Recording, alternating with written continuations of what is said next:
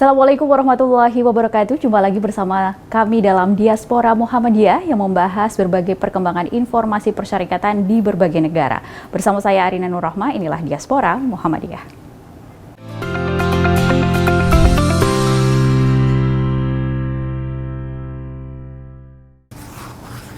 Spanyol, dan kali ini kita sudah bersama dengan Ketua PCIM Spanyol, Mas Muhammad Iqbal. Assalamualaikum Mas Iqbal.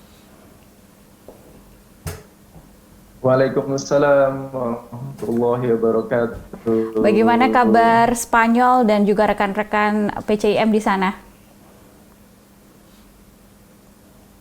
Alhamdulillah kami dalam keadaan sehat walafiat, baik-baik saja, dan sekarang sedang memasuki penghujung musim dingin, jadi cuacanya tidak terlalu dingin. Hari ini saja 20 derajat gitu cuacanya. Baik. Angka COVID di sana seperti apa, Mas? Bisa diceritakan kepada kami? Kalau angka COVID sekarang di sini sudah mulai menurun, makanya kalau di ruang masker kalau di Spanyol. Oh, baik, alhamdulillah. Mas, bisa diceritakan bagaimana awal berdiri, mengingat PCIM Spanyol merupakan PCIM yang termuda, baru didirikan pada 22 Oktober 2020. Bisa diceritakan proses berdirinya, Mas Iqbal, kepada pemirsa TV-mu? Ya, jadi ceritanya begini, waktu 2019 Universitas Muhammadiyah Yogyakarta mengirimkan dosen-dosennya atau beberapa dosennya itu untuk studi lanjut S3 di Spanyol, diantaranya di Madrid dan di Barcelona. Jadi dari ketika mau berangkat, diantaranya saya ya, pas sebelum berangkat pun ketika masih di Jogja, dosen-dosen yang mau studi lanjut di Spanyol ini sudah berinisiatif atau mewacanakan untuk membuat PCIM Spanyol di Spanyol itu kan. Karena memang sebagai kader Muhammadiyah kita dituntut untuk selalu mengembangkan dakwah Muhammadiyah dimanapun kita berada, seperti itu. Kemudian ketika kami sudah di Spanyol di penghujung 2019, kemudian dilalahnya atau kebetulan di bulan Maret 2020 itu kan sudah ada yang pandemi ya, sudah mulai pandemi COVID-19. Dari situ kita melalui grup saja koordinasinya, kemudian kita diskusi terus terkait persiapan pendirian PCIM Spanyol. Hingga akhirnya pada akhir 2020, tepatnya di bulan Oktober ya 22 Oktober 2020, kita mendeklarasikan atau meresmikan pendirian PCIM Spanyol. Seperti itu Mbak sejarahnya. Hingga saat ini sudah ada berapa anggota, Mas? Sudah 2 tahun berdiri, tentu saja bisa diceritakan persebaran PCIM yang ada di sana, kadernya ada di mana saja, dan berapa jumlahnya begitu? Ya, pada awalnya kita memulai itu dari hanya dosen-dosen Universitas Muhammadiyah saja, Universitas Muhammadiyah Yogyakarta, sekitar 10 orang ya. Kemudian kita terus merekrut warga Muhammadiyah yang ada di Spanyol, mencari, dan alhamdulillah sekarang sudah ada sekitar 45 anggota PCIM Muhammadiyah Spanyol. Jadi memang anggotanya terdiri dari mahasiswa atau pelajar dan juga para pekerja yang sudah lama bekerja di Spanyol.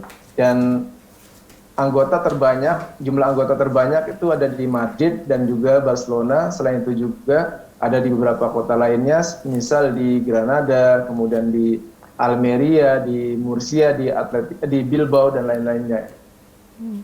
Baik, setelah kita melihat bahwa persebarannya ada di beberapa kota, tadi salah satunya ada di Madrid dan Barcelona, bagaimana berinteraksi antar satu sama lain dari beda-beda kota ini? Jaraknya kan juga dipastikan juga cukup jauh, kondisi pandemi juga sekarang masih belum juga usai begitu.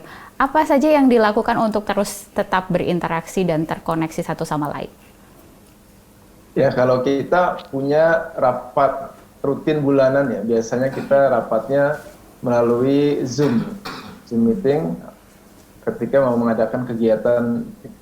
Kemudian kalau secara offline, karena sekarang pemerintah Spanyol sudah melonggarkan ya kegiatan yang berkaitan dengan orang banyak gitu kan, tapi dengan saat di ruang publik atau yang ruangannya lebih agak besar gitu. Maka kayak kemarin di Madrid dan juga di Barcelona kita sudah mengadakan silaturahim secara offline gitu kan. Jadi memang di acara silaturahim ini untuk menguatkan silaturahim dan hubungan kekeluargaan antar anggota PCIM, dan juga ada tausiah dan sambutan dan lain sebagainya di situ ya. Baik Mas, Mas Iqbal, bagaimanakah kondisi kegiatan atau teman-teman yang ada di PCM di sana? Apakah berprofesi sebagai mahasiswa? Kalau kemarin kita melihat beberapa PCM yang ada di Asia terutama itu banyak yang dari pelajar, di Afrika juga rata-rata adalah pelajar. Bagaimana kalau di PCM Spanyol? Apakah memiliki profesi juga yang pekerja atau pelajar begitu? Ya seperti yang sudah saya sampaikan bahwa PCM Spanyol anggotanya tidak hanya dari pelajar atau mahasiswa saja, tapi juga sebagiannya merupakan para pekerja yang sudah lama bekerja dan tinggal di Spanyol itu. Hanya saja untuk di kepengurusan ya, pengurusan inti memang kita memulainya dari di periode pertama ini dari mayoritas dari mahasiswa atau pelajar. Tapi di beberapa anggota di pengurusan juga kita memasukkan unsur dari masyarakat yang lainnya. Baik, Mas Iqbal, seberapa diterimanya Muhammadiyah di Spanyol dan juga bagaimana interaksi antara masyarakat asli Spanyol dengan kader Muhammadiyah di sana dan juga kader-kader lain, terutama umat Muslim di Spanyol? Ya, alhamdulillah sejauh ini Muhammadiyah walaupun mungkin belum begitu dikenal yang di kalangan masyarakat asli Spanyol, tapi kita sudah berinteraksi dengan baik dengan orang-orang asli Spanyol, misalnya dengan dosen pembimbing yang mahasiswa, kemudian dengan teman-teman yang bekerja di sini juga kan bekerja sama atau bermuamalah yang baik gitu dengan orang-orang asli Spanyol. Bahkan kata teman saya yang pelajar di salah satu universitas di Madrid itu bahkan supervisornya atau dosennya memberikan atau mempersilahkan sholat di ruangannya, karena memang di Spanyol ini kan kita tidak sembarangan bisa sholat dimanapun, nggak seperti di Indonesia. Jadi kalau kita sholat di ruang publik biasanya ada yang negur gitu kan. Ya itu. Oh, jadi tentu saja masih cukup welcome untuk para kader di sana ya untuk melakukan aktivitas keagamaan ya Mas ya, meskipun terbatas tadi ya. Baik, kita lanjutkan perbincangan kita Mas Iqbal. Pemirsa TVMU tetaplah bersama kami di Diaspora Muhammadiyah, kami akan segera kembali.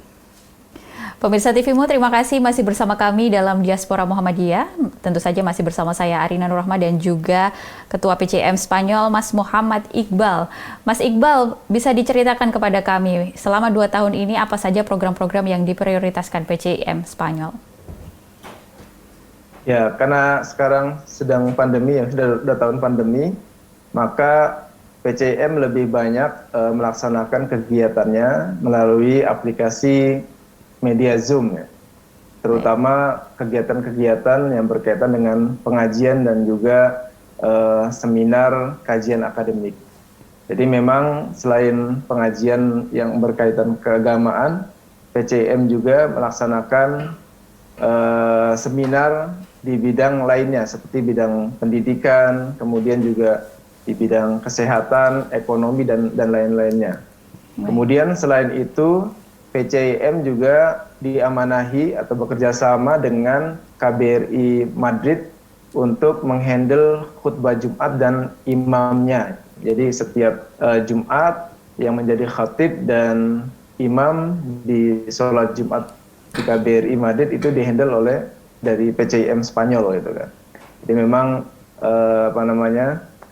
masyarakat pun mendapatkan dakwah dari kita gitu kan. Jadi seperti itu Mbak. Baik, ada yang program prioritas atau apa tujuan prioritas, mengingatkan ini juga masih sangat muda ya Mas ya. Apakah lebih ke pengkaderan atau bagaimana, mengingat juga masih muda, jadi bagaimana menciptakan budaya dalam persyarikatan ke Spanyol gitu, di Spanyol yang mungkin iklimnya juga berbeda begitu, iklim organisasinya.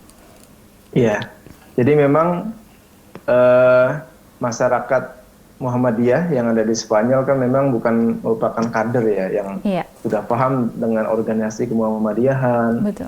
kemudian apa itu ruh Muhammadiyah. Jadi kedepannya kita akan mengadakan ini paling apa namanya kegiatan Betul. semacam Baitul Arqam, Darul Arqam itu kan.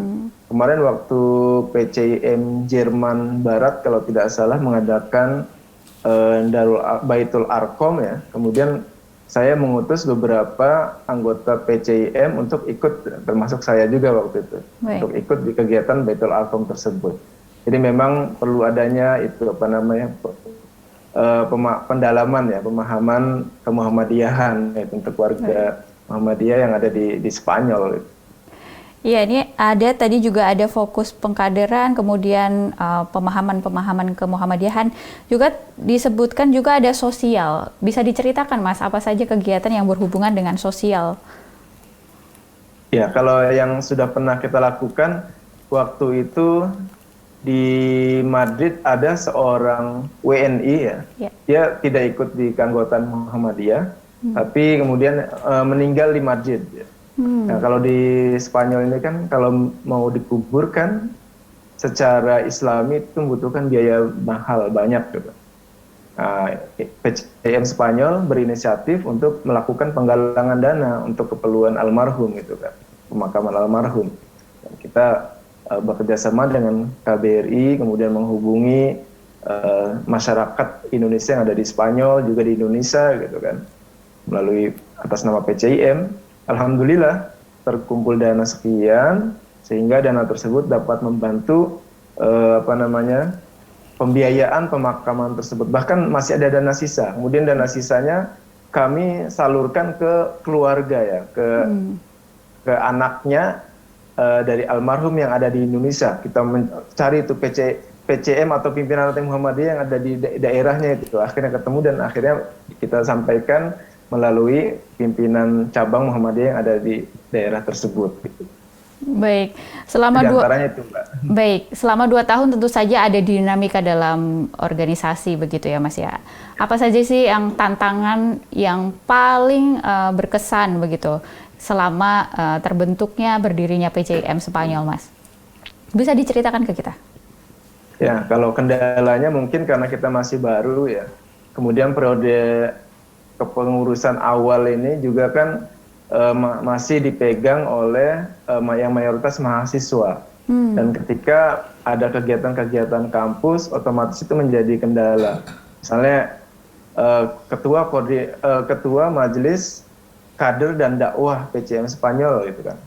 Kebetulan kuliah di Barcelona, ketika mau mengadakan pengajian terbentur dengan adanya aktivitas di kampus, misalnya harus bertemu dengan dosennya.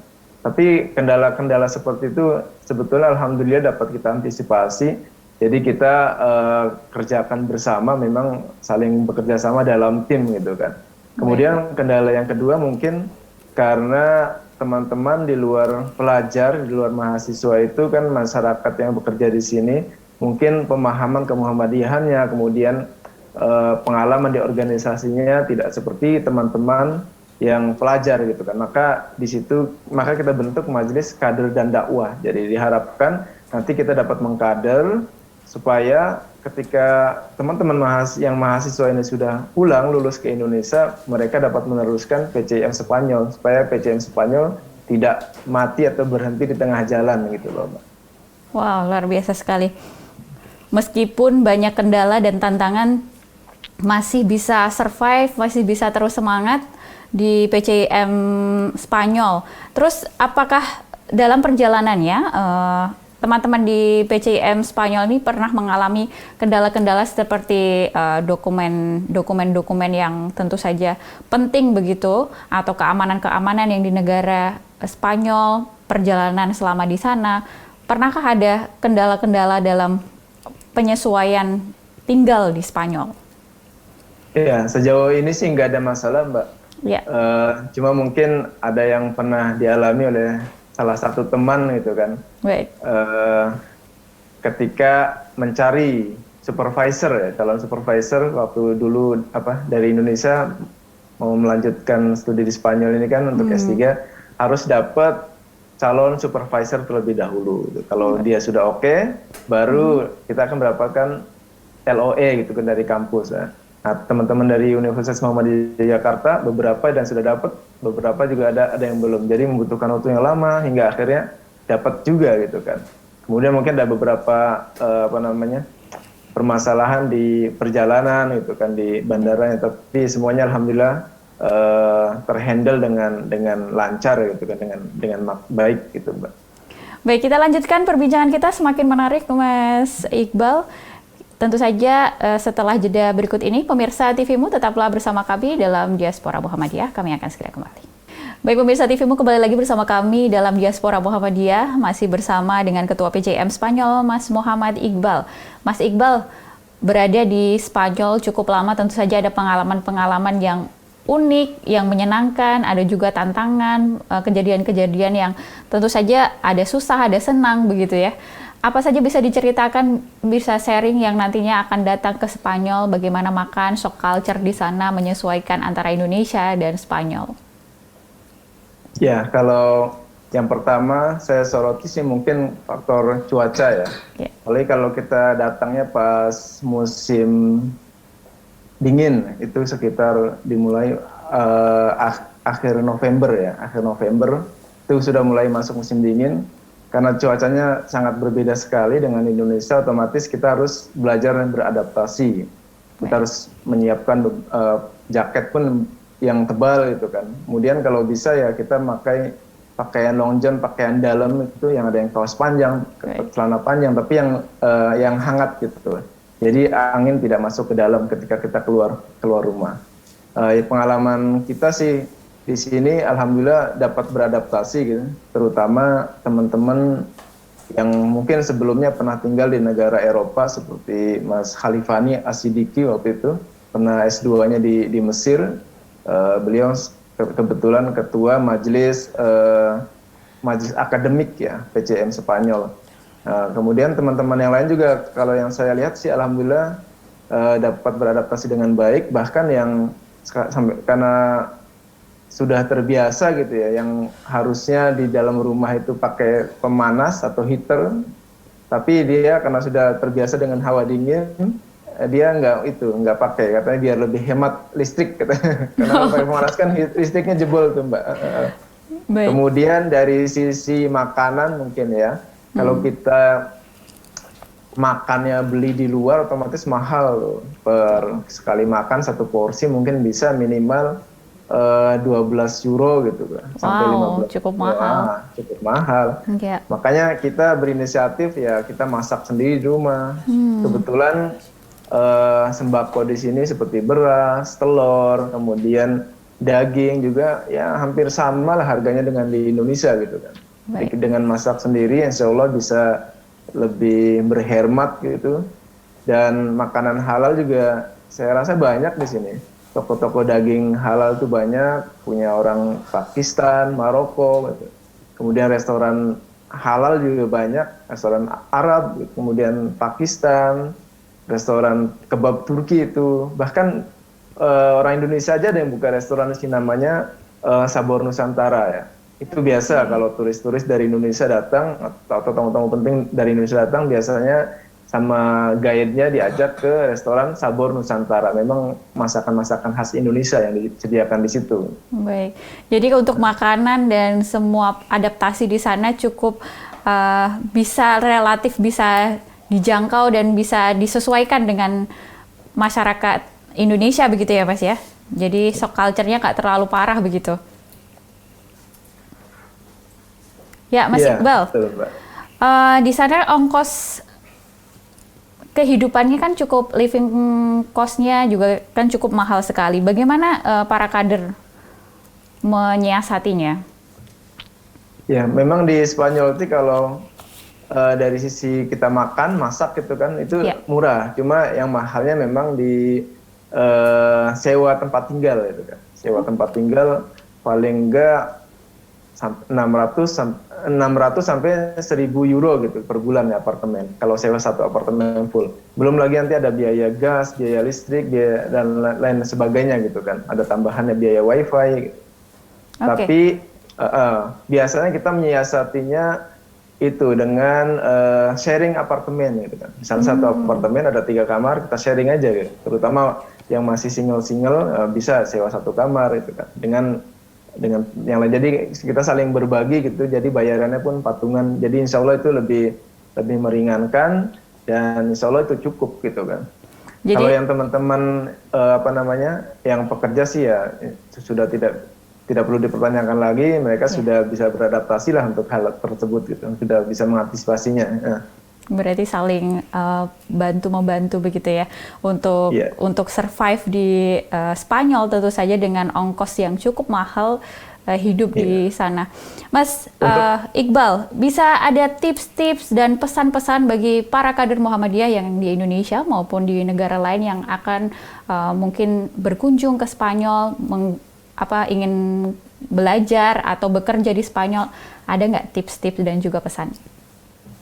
Ya, kalau teman-teman yang mungkin ingin melanjutkan misalnya S3 di Spanyol, ini sangat murah sekali untuk SPP-nya atau tuition fee-nya itu untuk 1 tahun saja. Di sini tidak ada istilah 1 semester ya, tapi 1 tahun akademik gitu. Itu hanya 390 euro, itu ada yang 400 euro gitu kan. Mungkin sekitar 6 sampai 7 juta 1 tahun ya, untuk 1 tahun. Dan itu untuk S3. Sangat beda sekali dengan di Indonesia yang mungkin jauh lebih mahal. Jadi memang kalau memang kita ingin melanjutkan studi S3 di Spanyol ini sangat memungkinkan. Tinggal nanti kita memikirkan bagaimana untuk living cost-nya gitu kan, untuk biaya hidup bulanannya itu. Dan juga dipersilahkan ya kepada warga Muhammadiyah, kader-kader Muhammadiyah untuk berkunjung ke Spanyol, terutama dari pihak KBRI. Pak Dubesnya kan, Pak Duta Besarnya, Pak Muhammad Najib, kebetulan juga beliau aktivis Muhammadiyah. Beliau sangat welcome sekali jika ada warga Muhammadiyah yang ingin berkunjung.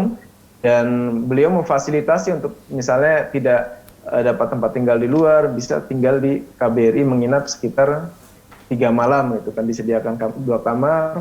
Atau kalau dalam jumlah banyak, misalnya 20 orang, itu bisa menginap di musola KBRI itu disediakan matras. Dan juga insya Allah bisa diajak berkunjung lah ke daerah Andalusia, yaitu sekitar Granada, kemudian dengan dengan Istana Alhambranya, kemudian Cordoba, dan juga kota Sevilla gitu Mbak. Jadi seperti itu sih.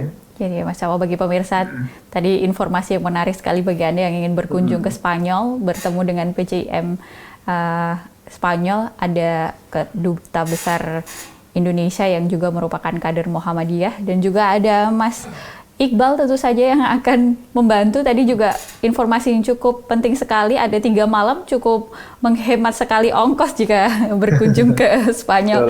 Jadi tidak perlu khawatir lagi bagi para kader persyarikatan yang akan belajar maupun berkunjung ke Spanyol. Terima kasih atas waktunya, perbincangan yang menarik sekali Mas Iqbal. Semoga bisa bertemu di lain kesempatan. Terima kasih atas kesempatannya di Diaspora pada kesempatan kali ini. Pemirsa, itu tadi perbincangan kita dengan Mas Muhammad Iqbal, Ketua PCIM dari Spanyol.